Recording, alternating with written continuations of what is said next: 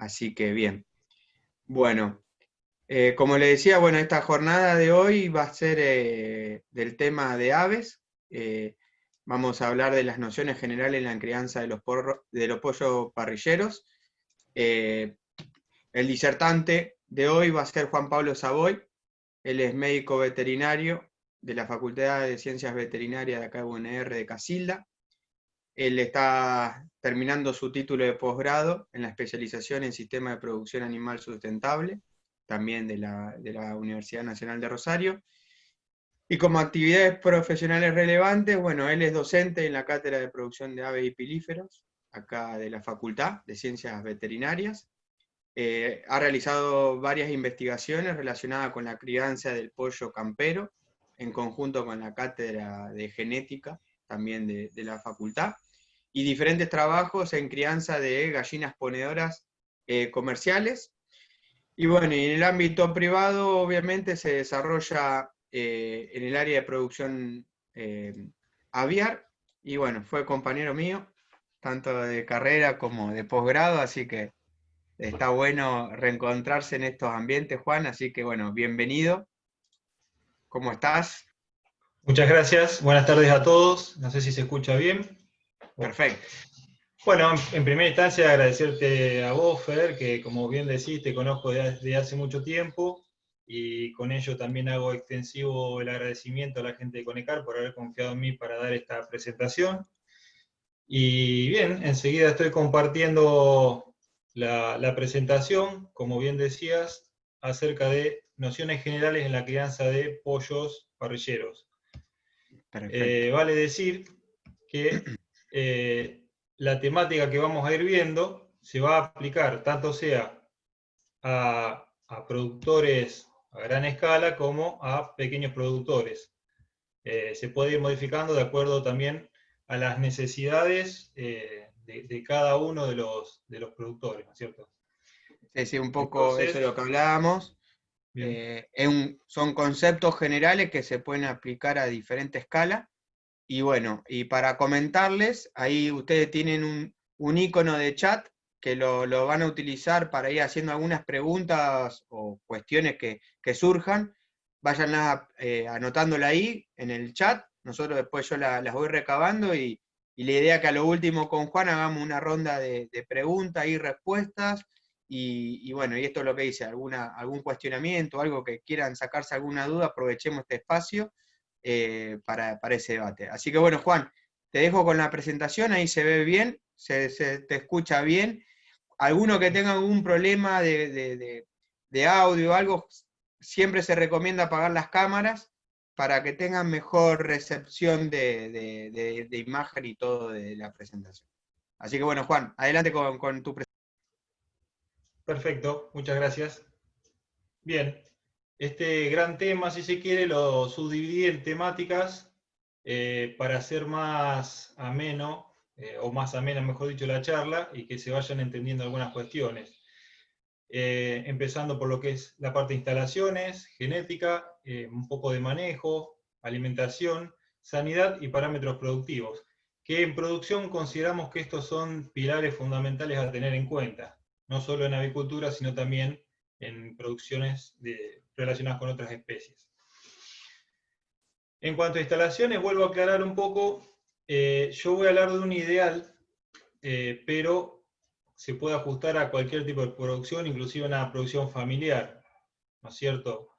Empecemos con la ubicación de una granja. Vamos a suponer que nosotros deseamos establecer digamos, generar un establecimiento avícola de cero. Entonces, antes de instalar la granja, debemos tener en cuenta distintas consideraciones como ser permisos, ya sean municipales, a nivel SENASA también. Se debe contar con un médico veterinario especializado en el área, en la manera de lo posible, y siempre va a haber alguna inspección del establecimiento para ver si es potable para generar este tipo de producciones, ¿no es cierto? ¿Dónde vamos a ubicar esa granja? En lo posible debería ser en una zona rural. Según el SENASA hay que respetar ciertas distancias por cuestiones de bioseguridad.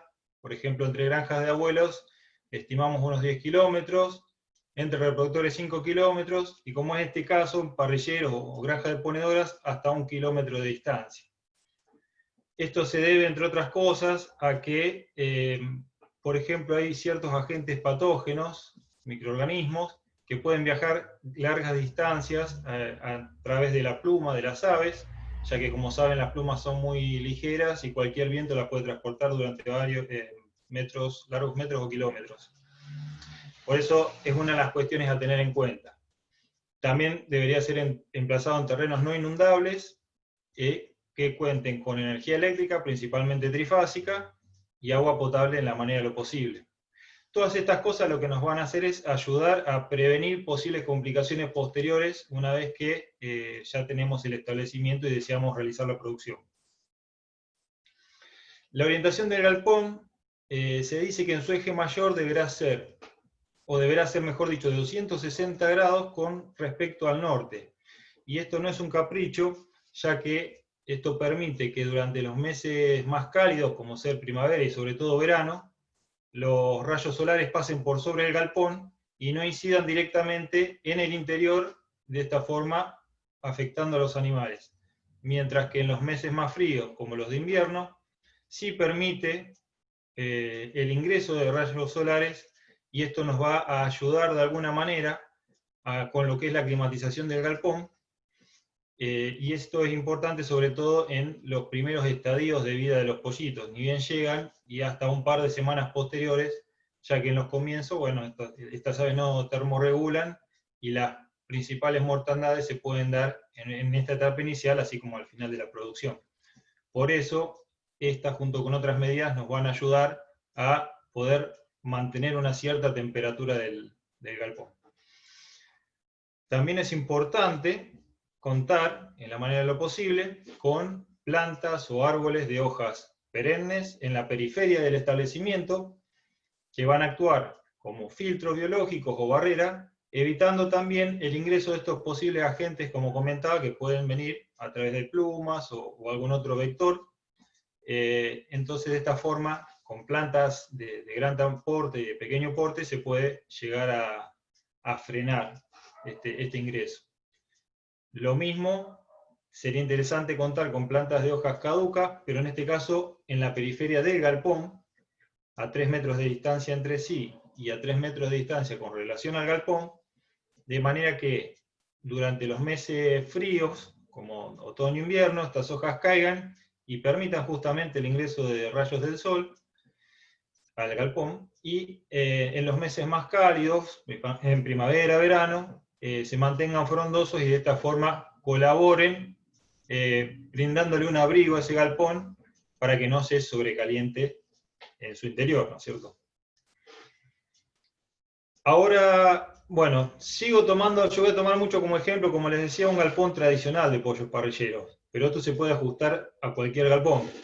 Generalmente, nosotros hablamos de un galpón tradicional de 10 metros de ancho por 100 metros de longitud y 3 metros de 60 de altura en su parte más alta, considerando que generalmente están confeccionados los techos por chapas galvanizadas a 2 aguas, que deberán contar con aleros, para de esta forma también proteger un poco del sol y las lluvias. Un galpón de estas características, con una densidad promedio de aves por metro cuadrado, que es de 10 aves por metro cuadrado que se considera, nos va a permitir el alojamiento de 10.000 animales. Ahora bien, si nosotros contamos en un terreno con un galpón de 3x5, por ejemplo, es decir, 15 metros cuadrados, podemos alojar 150 aves. O sea, por eso digo, esto se puede acoplar, respetando la densidad de aves establecida, se puede acoplar a cualquier estructura. También es importante contar con un cielo raso de bolsa de arpillera o plastillera, que en conjunto con un aislante que generalmente se emplea poliuretano expandido entre este cielo raso y el techo de chapa, colaboran también con lo que es el aclimatamiento o la aclimatación del galpón. Con respecto a la confección lateral del galpón, generalmente está conformada por un tejido romboidal, al cual se le puede añadir una malla, como se conoce, malla antipájaro, que en realidad lo que hace es evitar el ingreso de animales, sobre todo, por ejemplo, pequeñas aves silvestres, como pueden ser gorriones, que es común que quieran ingresar al galpón para alimentarse del alimento justamente del animal, de los pollos, o bien pequeños roedores, lauchas, ratones, que también es común de encontrar merodeando en el galpón. Por eso también la integridad del galpón es fundamental, para evitar el ingreso de estos animales que pueden actuar como posibles vectores de agentes patógenos. Asimismo, la integridad de lo que es la periferia del establecimiento, tener unos adecuados tejidos perimetrales, es fundamental para evitar el ingreso no solo de animales silvestres, sino animales domésticos, como pueden ser perros, gatos, inclusive los mismos del campo, que generalmente pueden llegar a estar, que también pueden ser portadores y vectores de este tipo de agentes, así como de personas extrañas que no deberían ingresar, ¿no es cierto? En lateral a este tejido generalmente está asociada una cortina en cada lateral, y el rol de las cortinas es muy importante, ya que permite, ya sea subiéndola o bajándola conforme sea necesario, el ingreso de aire, y que esto favorece a lo que es la ventilación del galpón para aquellos galpones tradicionales. Hay muchos tipos de galpones, hay galpones los considerados como blackout, que son totalmente automatizados, en donde este tipo de cuestiones se controlan de otra forma, como ya vamos a mencionar también posteriormente.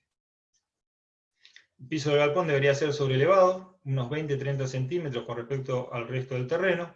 Este puede ser de material, de cemento, pero lo más común es que sea de tierra pisonada. Sobre este va a ir después colocada la cama de pollo, que también vamos a mencionar.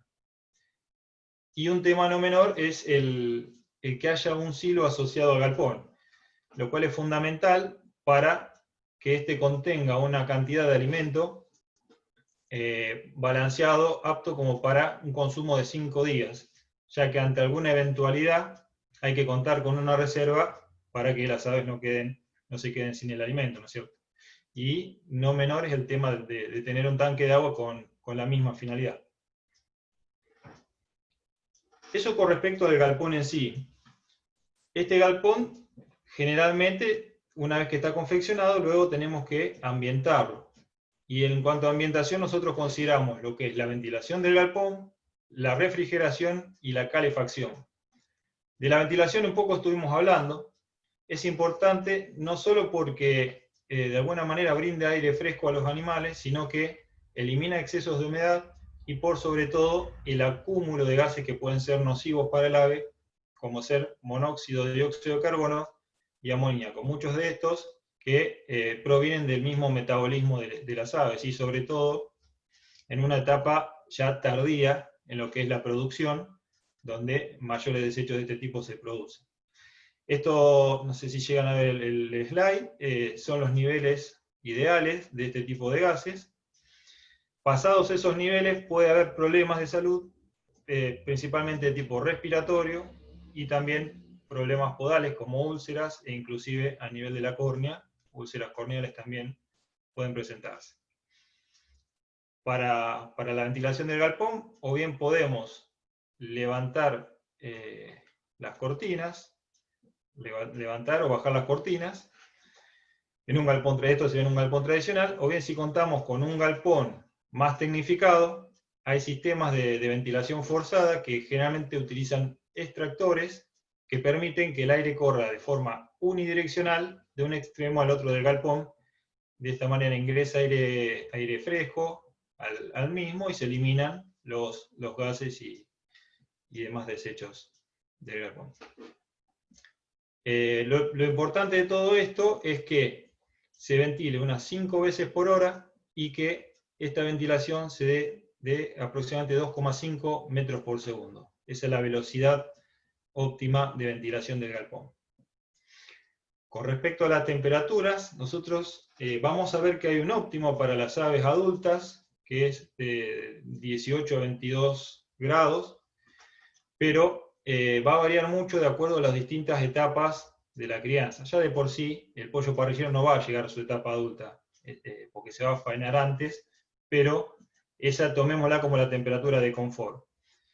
los pollitos, ni bien ingresan, como vamos a ver en un momento, van a arrancar con temperaturas mucho más elevadas que rondan los 33-34 grados. La humedad debería estar entre 45 y 65%, y la sumatoria entre temperatura y humedad no debería superar los 110 puntos para evitar estrés de tipo térmico y bueno, problemas de salud que se pueden llegar a producir por este tipo de cuestiones.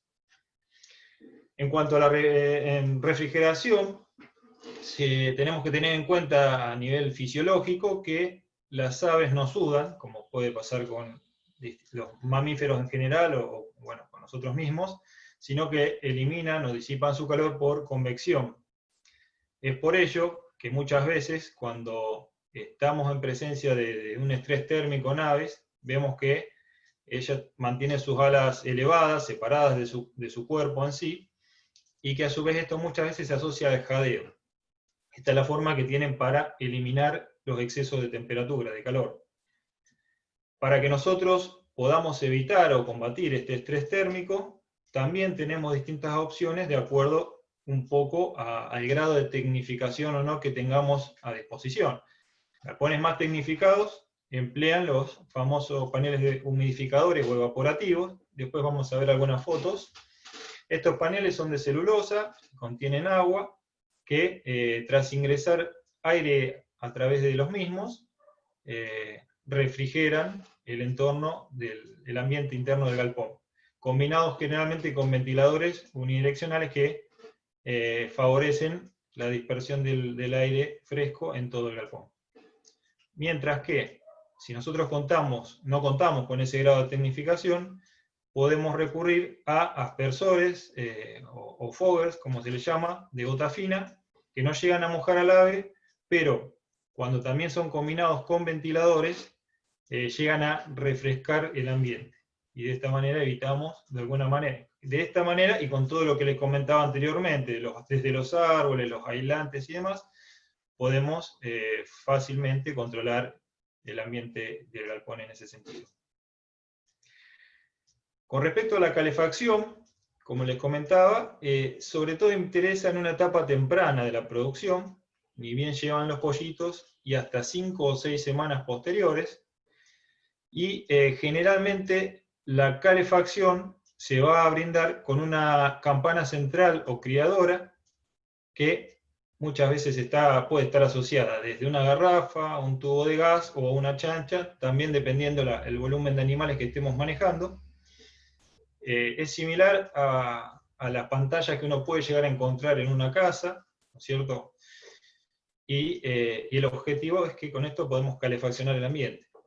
En un primer momento vamos a arrancar, como les decía, con 33-34 grados, en torno a la campana, y esta temperatura, lo ideal sería ir descendiéndola de a 2 grados por semana, hasta ya pasada la quinta, sexta semana de vida, donde no sería necesario el suministro de fuentes de calor.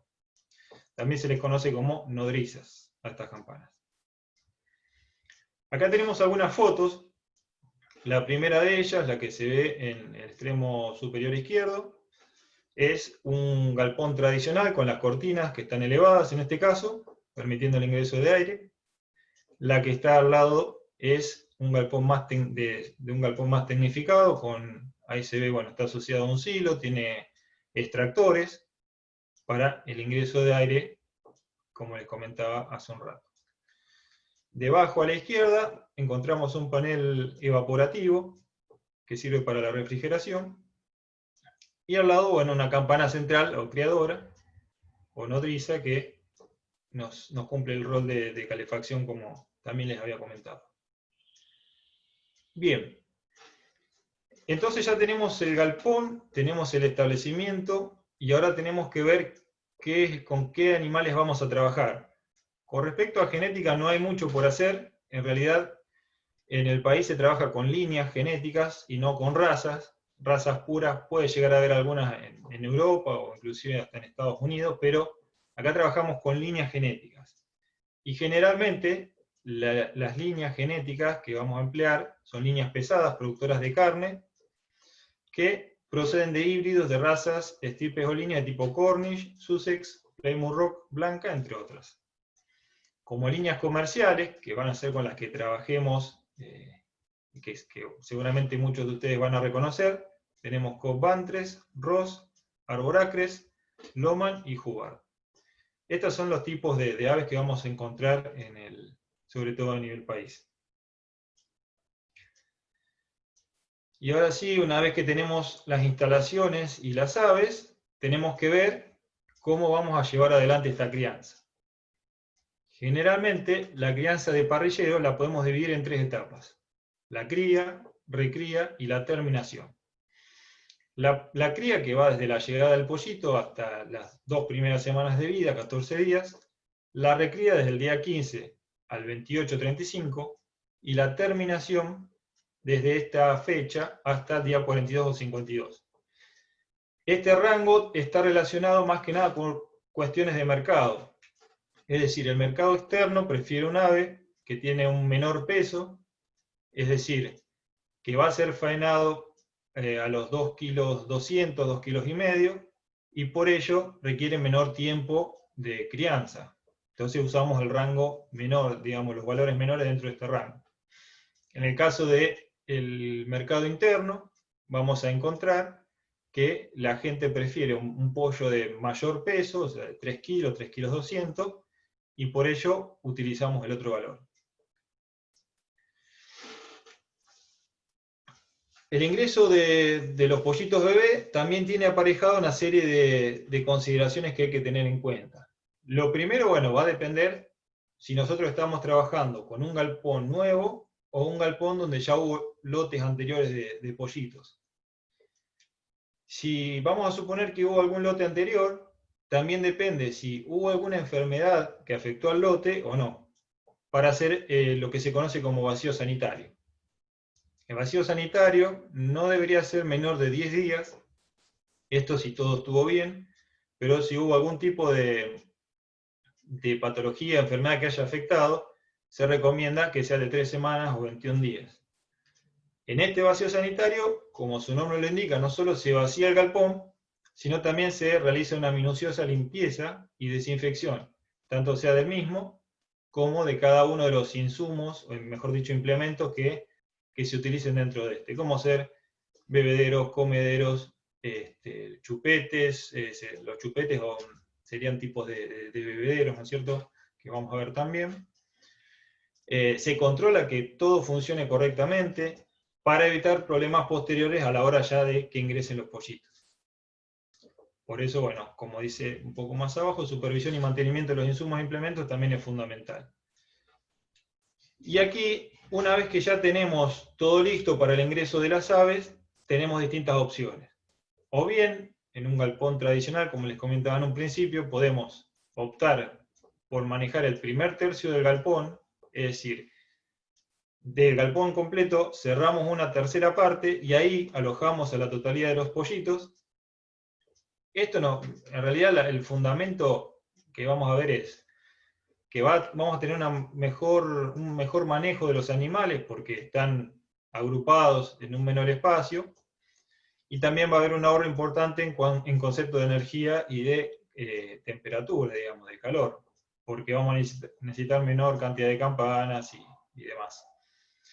Pero si nosotros trabajamos con menor cantidad de animales, tal vez sea recomendable, en un galpón más pequeño, realizar un cerco de crianza o círculo de crianza, que después voy a mostrar también alguna foto, que permite alojar menor cantidad de aves, unas 500, 700 aves. Eso uno lo va modificando de acuerdo a cómo vayan también creciendo los animales, lo va ampliando. En cuanto a los implementos que vamos a utilizar, en primera instancia, una vez que confeccionamos ese primer tercio del galpón o ese cerco de crianza, vamos a confeccionar la cama de pollo. La cama de pollo está conformada principalmente o bien por cáscara de arroz o por viruta de madera. Hay otros tipos también, cáscara de maní. Lo importante es que cumpla la función de la cama, que es ser absorbente, mullida y aislante de temperatura. Esta se va a ir recambiando superficialmente conforme pase el tiempo y uno vea que se va pelmazando o se va generando mucho olor amoníaco en en el ambiente del galpón, se va reemplazando o sacando. En cuanto a los comederos y bebederos, vamos a tener muchos tipos también, de acuerdo a las oportunidades que cada uno tenga, lo que uno consiga, pero básicamente el requerimiento dentro de los comederos tenemos de tipo plato o bandeja, que vamos a utilizar uno cada 100 bebés, tipo tolva, una tolva cada 50 70 aves adultas, automáticos, con canaleta o con plato. Esto ya para los galpones más tecnificados, pero si uno tiene una pequeña producción con una bandeja inicialmente y con una tolva, va a andar 10 puntos también. Y con respecto a los bebederos pasa lo mismo. Los bebederos más comunes tal vez sean los copa invertida, se pueden conseguir en cualquier forrajería, y si no también tenemos los automáticos, como puede ser un chupete o niple, el planetario también, y si no están los bebederos tipo canaleta. Estos son los valores recomendables en cuanto a cantidad, de acuerdo al número de aves que tengamos, ¿no es cierto? Estos son algunos ejemplos. En primera instancia vemos los comederos tipo tolva. He visto algunos incluso hechos con latas de tomate. Por eso es muy variable y cada uno puede conseguir los implementos de acuerdo a sus necesidades, ¿no es cierto? En el medio, en la parte superior, se ve un chupete o niple, un piquito. Va conectado a un sistema de un tubo donde transcurre el agua, y de esta forma, cuando el pollito ve la gota al salir del pico, ya enseguida le agarra la mano, picotea y ya incorpora el agua. Y al lado de este, un bebedero planetario que también es automático. Y abajo vemos un comedero automático, generalmente está asociado también a tubos donde pasa el alimento, que están asociados a sinfines. Y por último, un bebedero tipo copa invertida, que es muy común y también se puede llegar a hacer de forma casera inclusive. La cama un poco ya se los había comentado.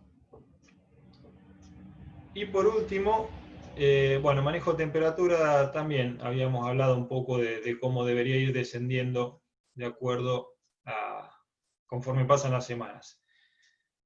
Ahora bien, acá como verán las fotos de abajo, por un lado muestro, esto del módulo de la Facultad de Genética, un cerco de crianza o círculo de crianza, como les había comentado. Fíjense que los laterales del cerco pueden ser confeccionados desde un chapadur de madera o un cartón inclusive. Está asociado, después en el centro se ve la campana criadora, que está asociada a un tubo de gas. Ya con eso es suficiente para calefaccionar ese círculo. Y comederos se llegan a apreciar tipo canaleta, tipo tolva, un bebedero copa invertida, se ve allá a lo lejos. Lo que le faltaría ahí, bueno, es la cama de pollo y ya luego ingresar los pollitos, una vez que esté calefaccionado, atemperado el ambiente, y obviamente con estos implementos cargados con alimento y agua, respectivamente. Para ir terminando un poco con las cuestiones de manejo, es importante tener en cuenta algunas consideraciones como, si ven la otra imagen, ahí se ve representado lo que sería un cerco de crianza y la campana central o criadora, que sería el círculo que está en el centro del círculo más grande, digamos. Nosotros podemos visualizar en una primera instancia si las aves están padeciendo algún tipo de estrés térmico, de acuerdo a cómo se distribuyen en ese cerco. Si están agrupadas debajo de la campana, evidentemente es porque tienen frío, y esto se debería regular ya sea con la misma campana, y también importante mantener siempre una cierta hermeticidad del galpón para evitar que ingrese aire desde afuera, sobre todo en invierno, ¿cierto? Por otro lado, y por el contrario, si tienen calor, van a tender a disiparse hacia los laterales del cerco, alejándose de la campana.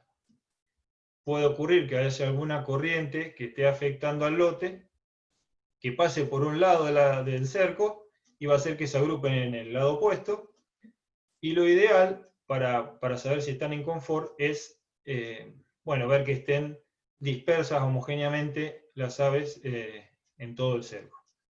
Esto es una de las cosas importantes a tener en cuenta. Y la otra cuestión es determinar si las aves comieron o bebieron en una primera etapa, ni bien llegan.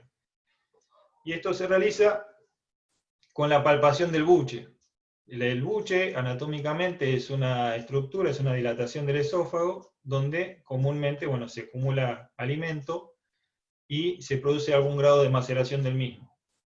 Si nosotros palpamos en la región ventral del cuello, vamos a percibir el buche y vamos a justamente palpar su textura. Si está firme, es porque el animal consumió alimento, pero no tomó agua. Si está muy blando o flácido, es porque probablemente no haya ni comido ni bebido, y tendría que tener lo ideal sería que tenga una cierta turgencia, ¿cierto? Que eso nos va a indicar que tiene un cierto contenido de alimento y por ende las cosas están marchando bien.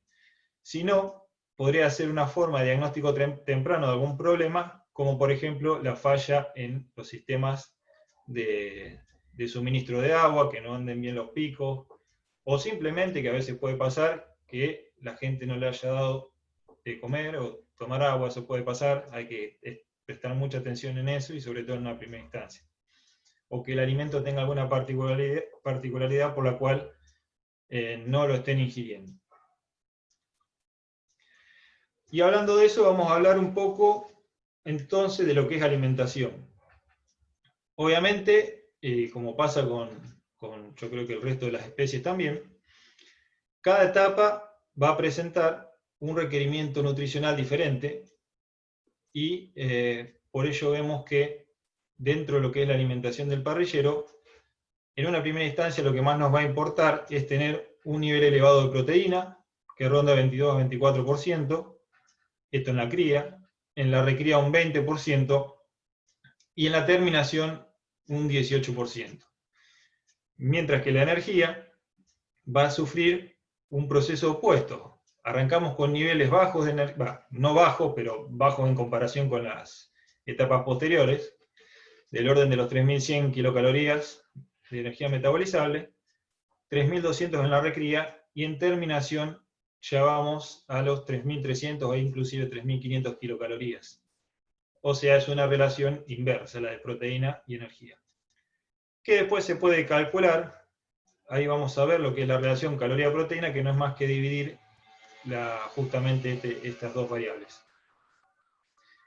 ¿Cómo obtenemos esto?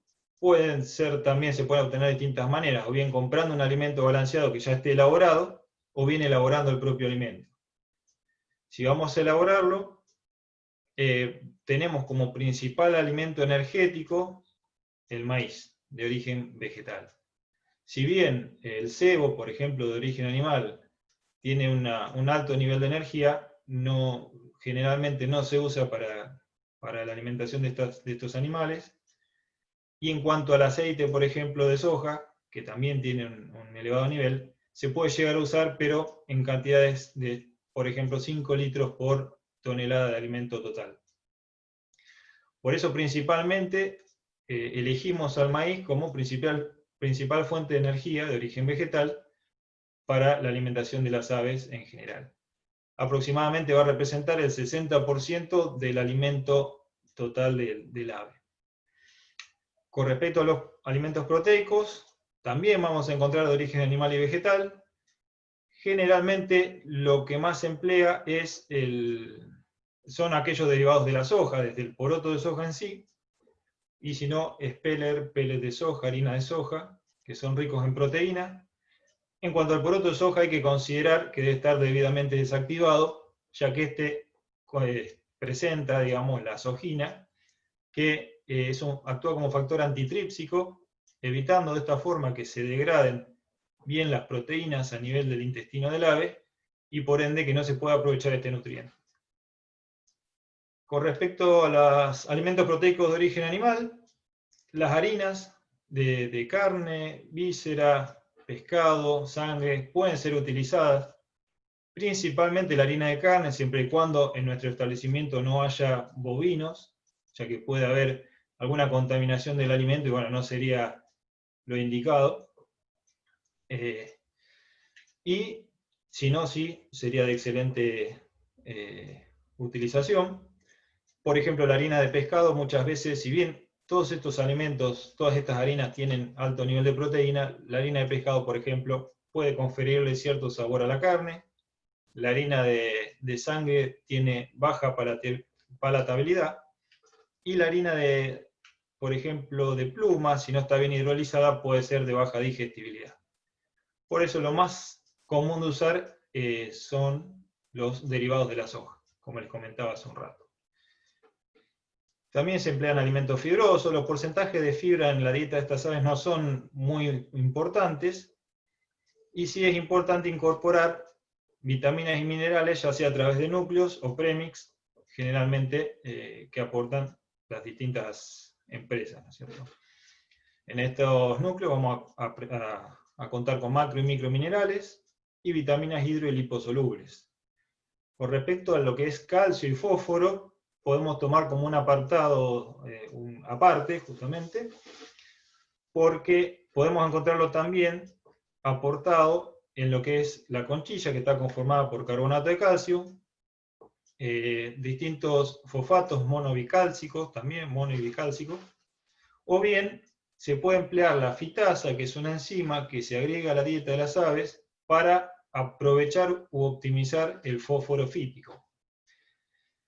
Estas son un poco las variables que tenemos, y también el uso de aditivos. Aditivos hay muchos que se pueden llegar a utilizar, desde algunos promotores de crecimiento, prebióticos, probióticos, que se están empleando mucho, pigmentantes, antioxidantes, antifúngicos, absorbentes de toxinas, antibióticos, cocciostáticos. Esto también depende del caso, ¿no es cierto? A veces no hace falta que se empleen, y a veces son con fines más bien terapéuticos, más que para una dieta habitual, ¿no es cierto? ¿Y cómo procedemos a realizar la alimentación en sí de las aves?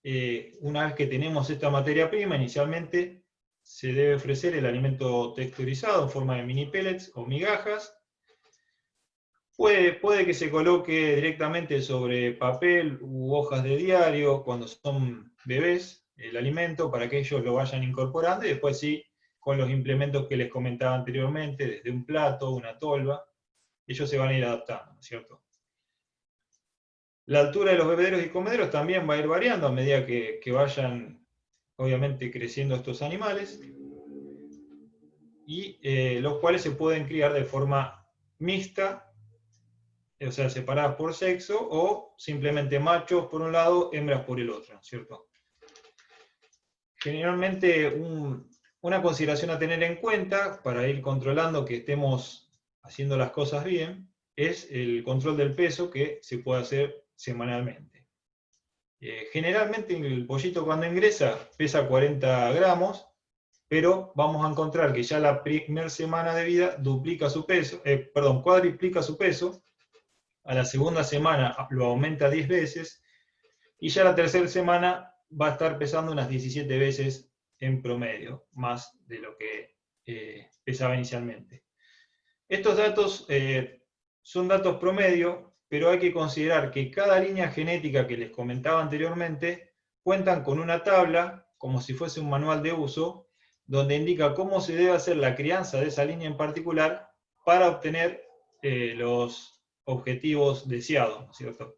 Y ahí tal vez indica también cómo va evolucionando el crecimiento de esa línea, o cómo debería ser. Se toma como parámetro para ver si uno viene trabajando bien, haciendo las cosas bien. Pasamos a sanidad. La sanidad es importante, es fundamental, pero hoy en día es preferible también evitar que la gente llegue a la granja. Es preferible eso antes que tratar una enfermedad también. Por ejemplo, o sea, volviendo un poco a lo que hablábamos al principio, teniendo una correcta implantación de árboles en la periferia, un correcto perimetral, evitando que ingresen animales silvestres o domésticos al galpón, realizando un buen vacío sanitario. Y bueno, y con el agregado de vacunas deberíamos reducir en gran parte los problemas de salud de los animales en la granja. al menos de tipo infeccioso, ¿no es cierto? El primer día, generalmente, los pollitos ya vienen vacunados con la vacuna de Marek desde la planta de incubación. Esta se puede hacer ya sea subcutánea en el cuello o bien inovo en los últimos días de este proceso de incubación. A los 10-12 días podemos realizar una primera dosis de bronquitis, Newcastle y Gumboro. Si bien en el país, por suerte, no tenemos la enfermedad de Newcastle, estamos libres con vacunación. Esto se hace por gota ocular generalmente, repitiendo la dosis 2 o 3 semanas posteriores a esta primera. Y esto sería un plan básico, pero dependiendo también de la casuística de la zona y de la época del año, podemos llegar a también aplicar la vacuna de laringotraqueitis y la de viruela. La de viruela habitualmente está asociada primero a la presencia del vector, que es el mosquito, y por ende se supone que va a estar más presente en climas cálidos. Entonces, se puede optar por vacunar, y esta se realiza por vacuna intradérmica por una punción alarma. Y bueno, y para ir cerrando un poco la temática de la charla, vamos a encontrarnos con parámetros productivos, que también nos ayudan a ver de alguna manera si venimos haciendo las cosas bien dentro de los rangos esperables. Se espera una mortandad en la crianza de parrilleros en todo el ciclo de 4 a 5%. Generalmente, esta mortandad es más aguda o es más, los mayores porcentajes se dan en ambos rangos, tanto sea en una etapa temprana como sobre el final de la producción. En una etapa temprana, por lo que les comentaba la temperatura. En una etapa tardía, por problemas más que nada de índole metabólico, como por ejemplo el síndrome ascítico. Y esto se debe, entre otras cosas, a que el pollo parrillero genéticamente ha sido diseñado para aumentar su volumen en gran medida y en poco tiempo. Y en ese tiempo, otros sistemas como el cardiovascular o el respiratorio quedan relegados, no aumentan conforme aumenta la masa muscular y no llegan a cubrir esa exigencia metabólica. Por eso se suele producir ese tipo de problema en pollo ya en terminación. Con respecto a la densidad de galpón, un poco se los había comentado. Se toma un promedio para un galpón tradicional de 10 aves por metro cuadrado, pero tenemos que hablar de entre 8,5 y 13 aves por metro cuadrado si queremos ser más precisos. En un ambiente controlado se puede alojar hasta 24 aves, inclusive por metro cuadrado. Esto se debe a que en esos galpones se controla desde la temperatura, si hace frío, si hace calor, si la ventilación, todo se controla automático y se permite un mayor nivel de aves y generalmente de menor tamaño. Bien, ya finalizando, otro punto importante, la conversión alimenticia, que en aves generalmente tomamos el valor de 2,1 como un valor promedio. Esto implica que el ave, para engordar 1 kilo, tuvo que haber consumido 2 kilogramos de alimento, y por ende, un pollo terminado de 3 kilos, 6 kilos en total. La uniformidad está un poco de la mano con lo que es el peso de los animales y el crecimiento. Debería ser de no menos de un 80% para tener un lote uniforme, un lote parejo. Y como para finalizar la iluminación debe recibir como mínimo 4 a 5 horas de oscuridad. Otra forma que por ahí no les comenté antes, pero la densidad se suele medir también por peso final. En vez de tomar 10 aves por metro cuadrado, se pueden tomar unos 25 o 30 kilogramos por metro cuadrado, que si vemos más o menos daría ese número. Y bueno, estamos terminando, pero no sin antes comentarles la foto, tanto que está en el inicio de la presentación como en el final. Si ustedes ven, estos son pollos también destinados a producción de carne, pero no como los tradicionales parrilleros o broilers, sino que son los pollos camperos. Estas aves tienen algunas diferencias con respecto a los parrilleros convencionales, ya que son aves de crecimiento lento, que como verán se crían en semicautividad, es decir, pasan una etapa de cría en un galpón, pero la recría la pasan con un acceso a parque, tienen una densidad de alojamiento menor, es decir, hay menos aves por metro cuadrado, lo cual les permite también tener un cierto grado de libertad.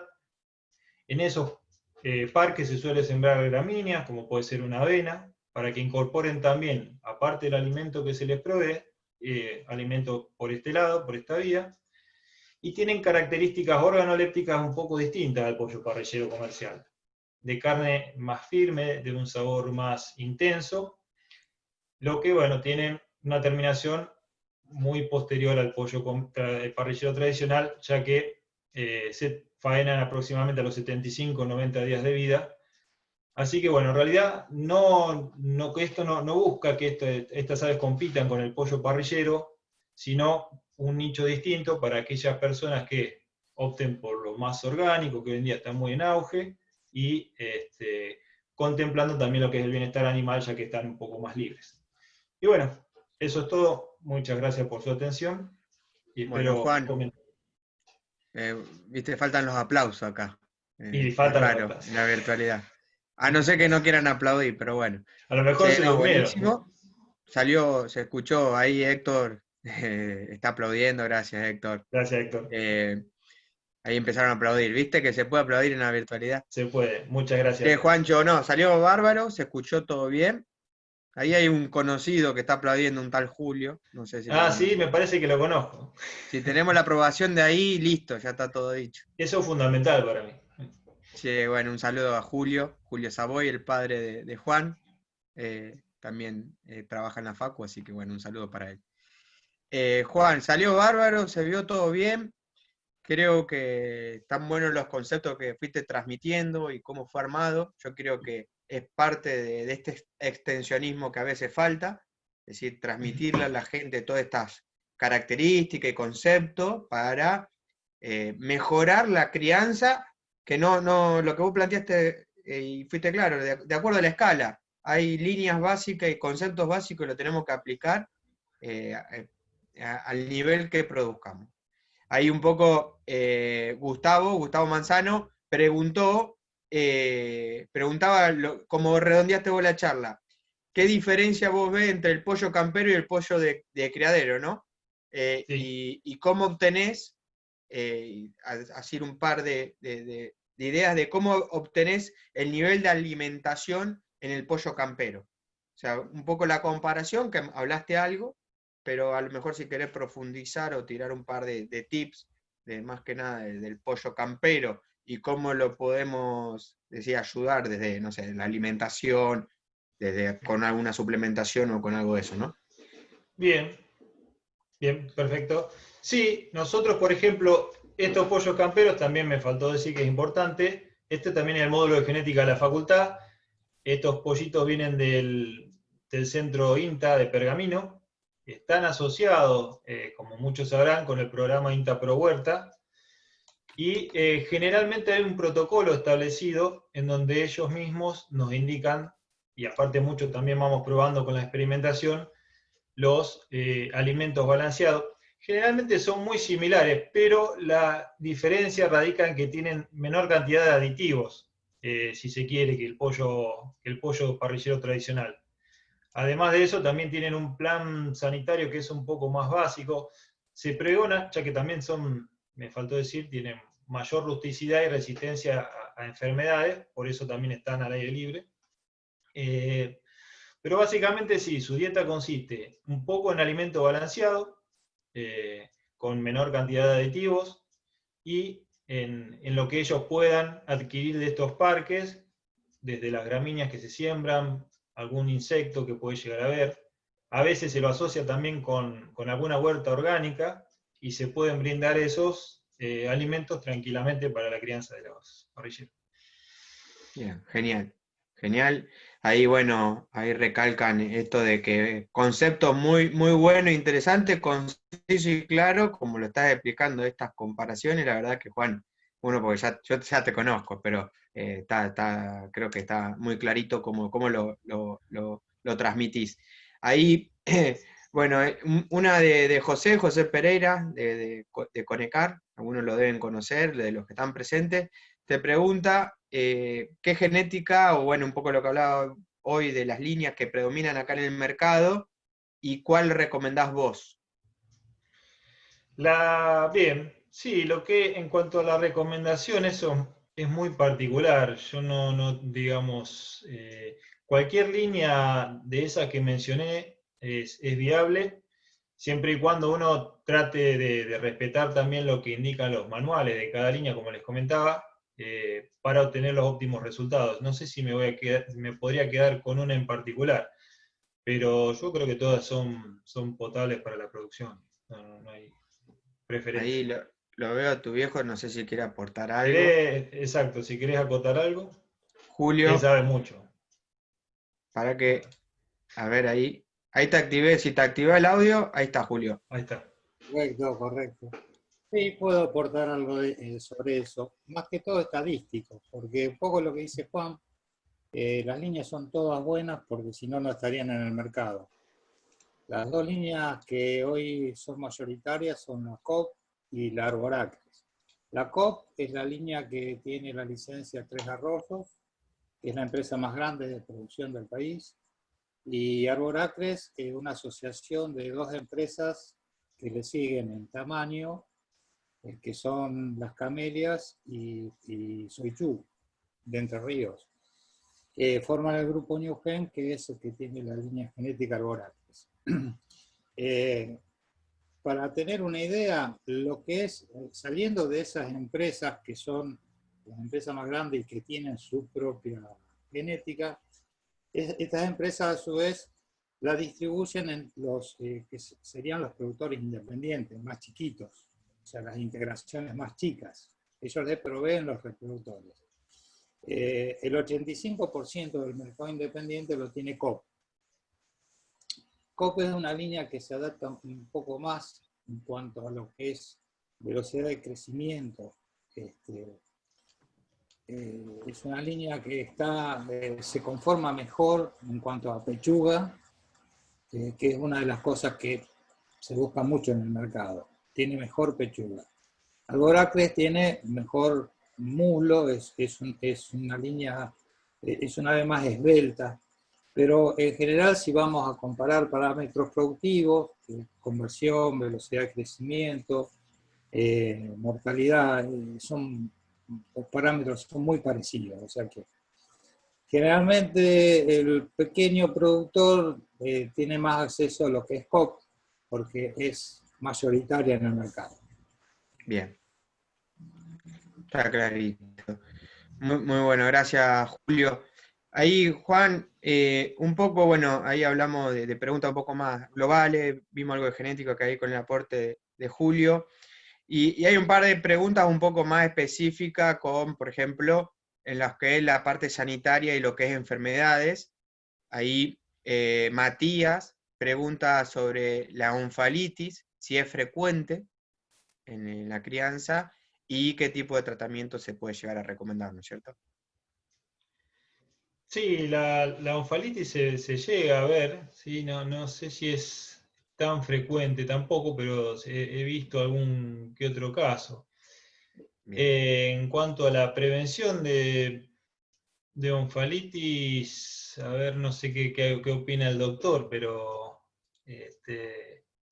no hay mucho por hacer, me parece, ¿no es cierto? Con eso. A ver qué Puedo opina. hablar un poquito de onfalitis. El tema de Obvio. onfalitis, bueno, se da generalmente en el pollito en los primeros días de vida. Eso. Se manifiesta al segundo día y al quinto día, más o menos, ya prácticamente todos los afectados ya no están. Y generalmente las causas están relacionadas a problemas de planta de incubación, fundamentalmente, y se manifiestan los problemas de onfalitis en las épocas donde hay picos térmicos, ya sea altas temperaturas o bajas temperaturas, donde la mayoría de Claro. las plantas de incubación no están capacitadas para regular esos picos térmicos. Entonces, ¿qué sucede? Se desemparejan los nacimientos. Entonces vos vas a tener dos problemas. Una, que los pollitos que nacieron primero, o sea, para que tengan una idea, un nacimiento se hace en 8 horas, un nacimiento normal, para decir un número. Si se te desempareja el nacimiento por algún factor, vos vas a tener un nacimiento que se va a extender 12, 14 horas. ¿Qué implica eso? Los primeros pollitos que nacieron se van a deshidratar. Eso va a tener un porcentaje de pollos deshidratados. Y los últimos pollitos, llega un momento que vos tenés que cerrarlos sí o sí al nacimiento. Entonces vas a tener muchos pollitos que no están bien terminados. ¿Qué significa? Que esos pollitos todavía no cerraron su ombligo.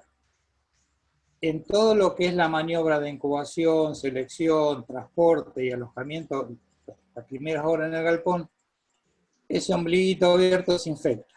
Generalmente con Escherichia coli, que es parte de la contaminación normal de un ambiente. Y ahí vamos a tener al segundo o tercer día, ya cuando se desarrolló la infección, yemas que no se reabsorbieron, pollitos que están tristes y una mortalidad un poco más alta que va a variar de acuerdo a la gravedad del proceso. Generalmente lo que hay que trabajar es sobre la prevención, porque tratamiento prácticamente no hay. En algunos casos se inician la crianza con algunos antibióticos de amplio espectro, se tiende a reducir la mortalidad por onfalitis, pero los pollitos que se recuperan de haber tenido un proceso de onfalitis, esos pollitos van a tener después problemas y generalmente no llegan bien al término de la crianza. O sea que, y son animales que ya van a tener un antecedente y vas a tener desde el minuto cero alguna complicación. Como decía Juan Pablo, el pollo genéticamente está preparado con un gran potencial. Fíjate vos que en 50 días crece 80 veces su tamaño de inicio. O sea que es algo que se ha logrado la genética y la nutrición. Entonces, pequeñas fallas que pueda haber, tanto sea en una planta de incubación como en el galpón de crianza, como por ejemplo no regular bien la temperatura, eso también hace que en las primeras horas del pollito no se complete, no se seque bien, no se cierre bien el ombliguito, también puede ser este tipo causales de este tipo de problemas. Y otro de los problemas que están asociados es la aspergilosis, porque la aspergilosis también está relacionado a la ambientación de la planta de incubación. Si vos no podés ventilar porque no tenés un chiller de acondicionamiento del aire cuando ingresa, si hace mucho frío vos no podés ventilar bien porque enfriás demasiado la máquina y la máquina tiene que mantener un parámetro físico de temperatura. Entonces vos tenés un ambiente muy cargado, generalmente ahí hay esporos, y en la eclosión que se da en las nacedoras, esos esporos que están en el plumón, si no ventilás bien, la carga es muy alta, los pollitos aspiran ese esporo, el segundo o tercer día empezás a tener los signos que son característicos de la aspergilosis, como ser problemas respiratorios fundamentalmente. Generalmente son dos problemas asociados y que se dan en invierno y en verano. Exacto. Sí, y lo que vos decís, bueno, y bien Juan lo planteaba, como en todo proceso de producción y que vos querés criar o desarrollar algún tipo de crianza de animales, es todo un conjunto, ¿no? Es el ambiente, es la alimentación, es la sanidad, es todo, es la genética, es todo, porque si uno ve únicamente o quiere resolver o ve la onfalitis solo, o ve las enfermedades y perdés el ambiente, muchas veces decir, me pongo a querer hacer un tratamiento y tengo que prevenirlo mediante una buena instalación, un buen mantenimiento, una buena cama y todo lo que concierne a una buena instalación y manejo. Ahí, claro. ahí por ejemplo, también... Sí, dale. Ahí tenemos una de las diferencias entre el campero y el parrillero industrial, porque el campero es más rústico. entonces se adapta más a condiciones no tan estrictas. Lo que es el parrillero evolucionado genéticamente es muy, muy complejo, tanto su sistema inmunológico como el sistema cardiorrespiratorio, como decía Juan. Entonces, hay que tratar de hacer todo bien. Yo siempre le digo a los productores, es como una partida de ajedrez. Necesitas 50 movidas buenas para ganarla y con una sola más la perdés. Entonces vos tenés un estrés en el traslado del pollito y ya ese pollito va a tener problemas.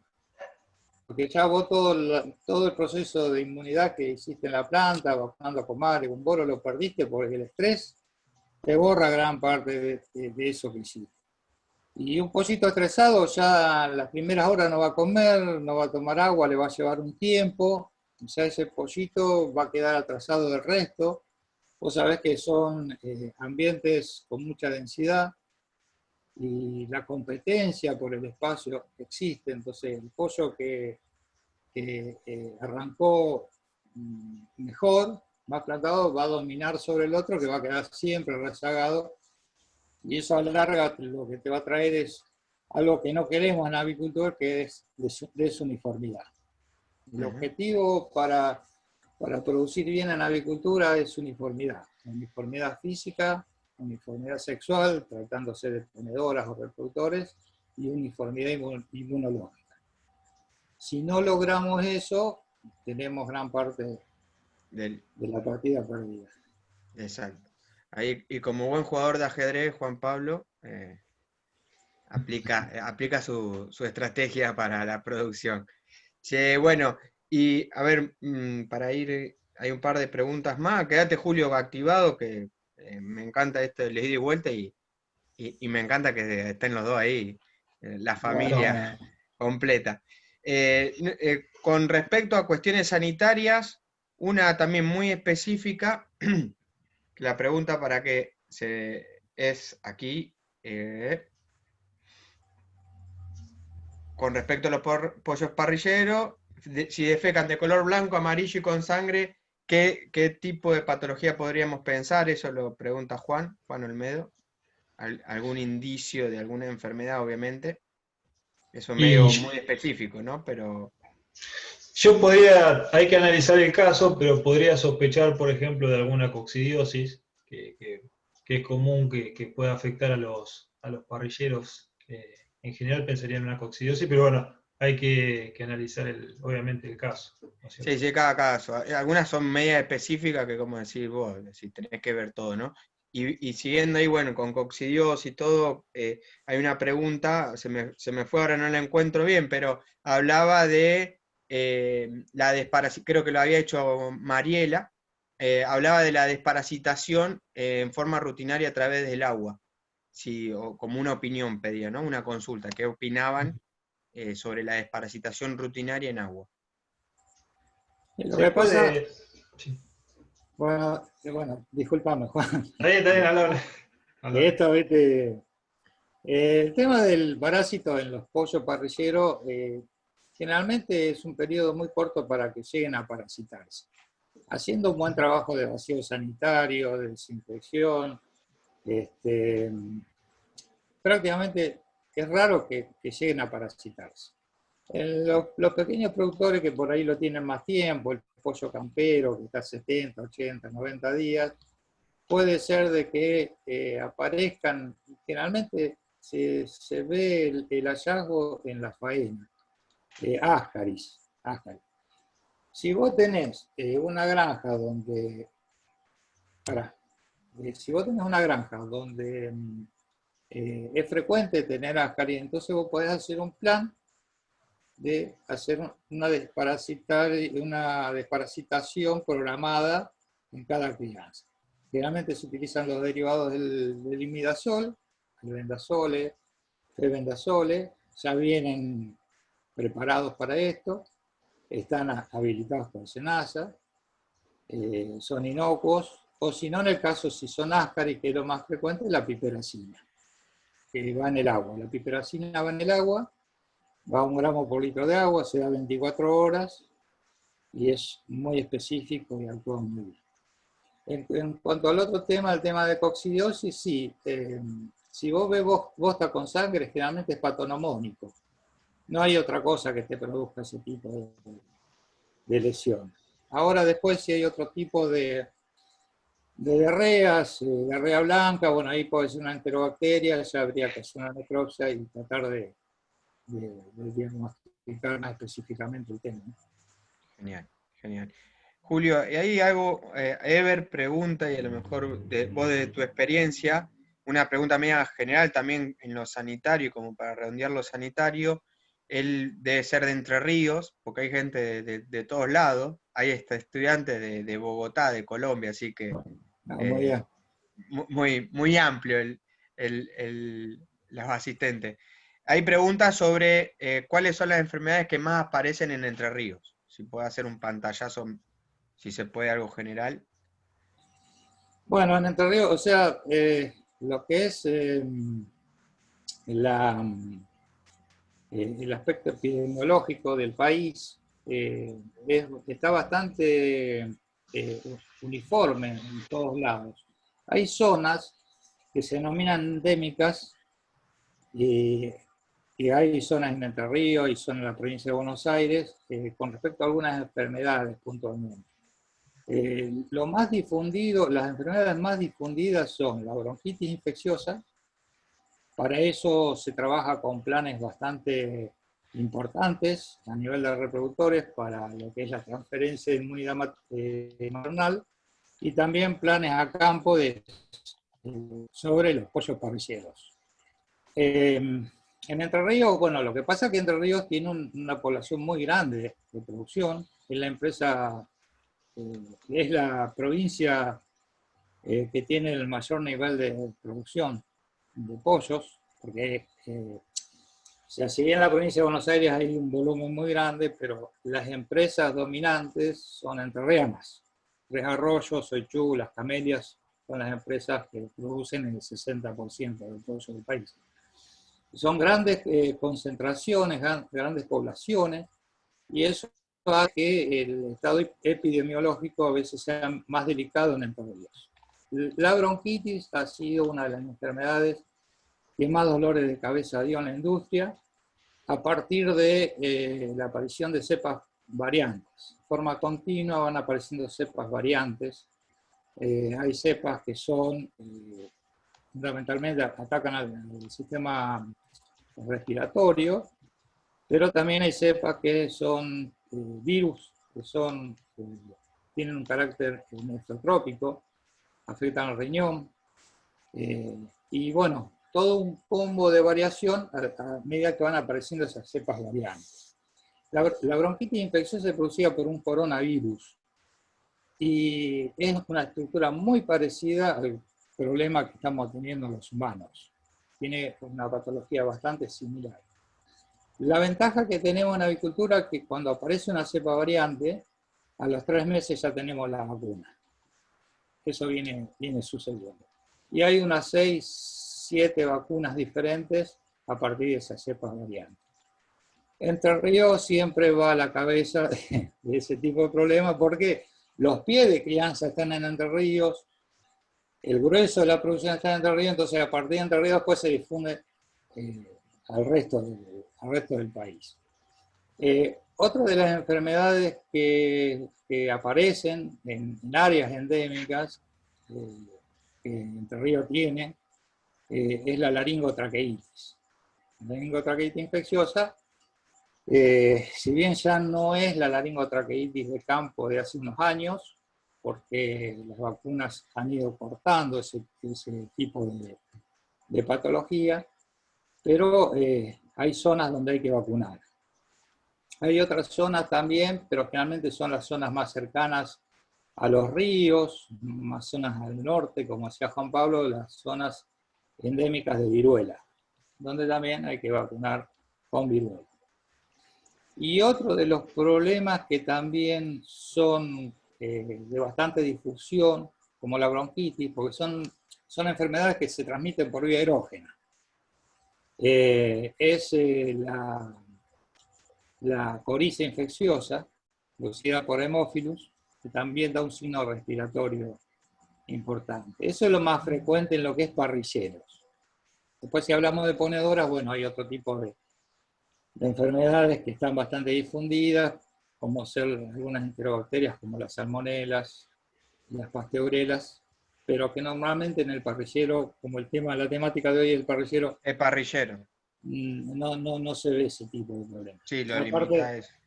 porque inclusive el parrillero tiene una vida muy corta, entonces generalmente no se llega a ese tipo de enfermedades. Y si bien son enfermedades de transmisión vertical, toda la fiscalización que está haciendo SENASA a nivel de los planteles es muy importante, y sanitariamente a nivel de lo que son los pies de crianza estamos muy bien, ya sea Bien, abuelos o reproductores. genial. Juan, Sí, mira, hay una alimentación sí. de nutrición que pregunta Mariela también, ¿cuántos kilogramos de iniciador se estima para la etapa de cría, para la primera etapa, esos primeros 14 días que vos planteabas? Y la última, y otra más, que creo lo hace Gustavo, si le podemos, se le puede dar fibra para lograr un pollo campero. Ahí vamos Bien. por parte, vamos por con la primera, que es esta, cuánto se estima más o menos de consumo en la etapa de cría. Bien, en realidad, bueno, eso va a estar sujeto un poco también a la cantidad de aves que tengamos, pero podemos utilizar ese valor que les había comentado de 1,7, este, 1,71, ¿no es cierto?, la conversión alimenticia, y eso lo tenemos que traspolar a cada ave, porque es mejor la conversión alimenticia en un ave que está iniciando, es decir, crece más en relación a lo que consume que en una etapa de terminación. Entonces, bueno, ahí habría que hacer la cuenta en base a la cantidad de aves que tengamos, en base a este valor, para estimar cuál es el consumo en esta etapa. Eso por un lado. Por el lado bueno, del pollo campero, ¿no es cierto? Si se puede terminar con fibra. En realidad sí se le puede brindar fibra al campero, obviamente, pero no hay que perder de vista el resto de los nutrientes, sobre todo en lo que respecta a proteína y energía. O sea, no solo se le puede dar fibra al campero, eso sí. Sí se lo puede usar en la ración, pero no como nutriente específico, digamos. ¿Puedo agregar algo? Sí, Porque si la pregunta que hizo esta chica es ¿cuánto consume un pollo los primeros 14 días? Si vos, como dijo Juan, te consume unos 6 kilos en toda su vida, en los primeros 14 días se hablaría de un kilo de alimento que sería la etapa de cría, de 0 a 14. Después en la segunda etapa tendrías 2 kilos, sería la etapa de recría. Y el resto en la etapa de terminación. Más o menos eso es. Para Más lograr los 6 específico. kilos tenés 1 kilo de 0 a 14, después sumás 2 kilos más, son 3 kilos de 0 a 33, 35 días. Y bueno, la etapa final es donde está el gran consumo, que son sí, el mayor consumo lo tenés en la etapa del engorde y en la terminación, obviamente. Pero claro, bueno, está bueno. A lo mejor de esa manera simplificarlo así de a Sí, sí, kilos sí. por etapa. Obviamente después lo tenés que ir ajustando, como bien marcaba Juan en la presentación.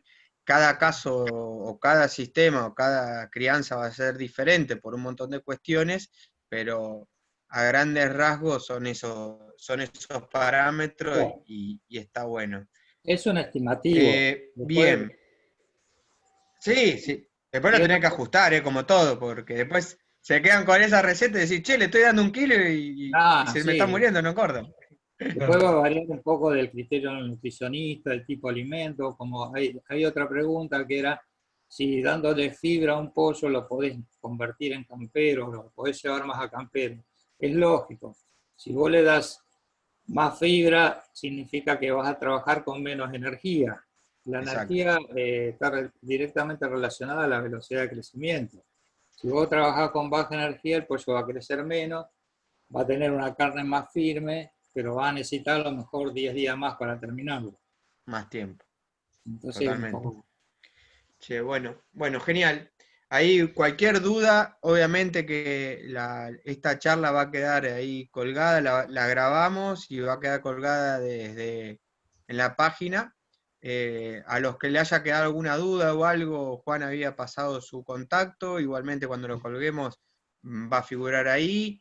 Él está en la facultad, o Julio también, la verdad que salió un lindo debate, estuvo bueno, creo que siempre tener diferentes opiniones y diferentes voces suma esto, y un poco lo que queríamos hacer, un poco el objetivo era llevar concepto y algún poco más de claridad al que está produciendo a diferentes escalas. Hay gente de diferentes escalas que se ha notado y ha participado, y bueno, creo que estuvo bueno. Ahí preguntan si Sofía va a quedar grabado, y después a los que están inscriptos le va a llegar vía mail el link directamente para verlo. Y si no, desde los diferentes canales de Conecar lo van a poder encontrar.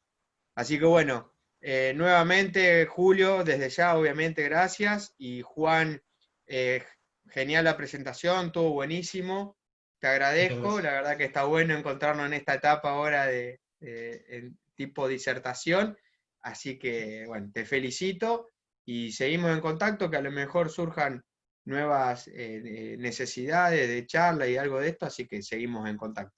Así que bueno, te Perfecto. agradezco mucho tu tiempo. Muchas gracias a vos y felicitaciones por la organización que estuviste detrás de todo esto. Sí, ahí Y, está toda la empresa ahí, el equipo de y marketing también, así que bueno, a ahí todos. aparecieron los Sí, sí. aplausos. Ahí va, aplausos. A- Y bueno, gracias a todos los que sí quedaron escuchando y no se durmieron en el camino. Así que bueno, gracias a todos, seguimos a todas, seguimos en contacto, y bueno, cualquier duda o algo a través de la página de la empresa se comunica. Un saludo, hasta luego. Saludos. Hasta luego.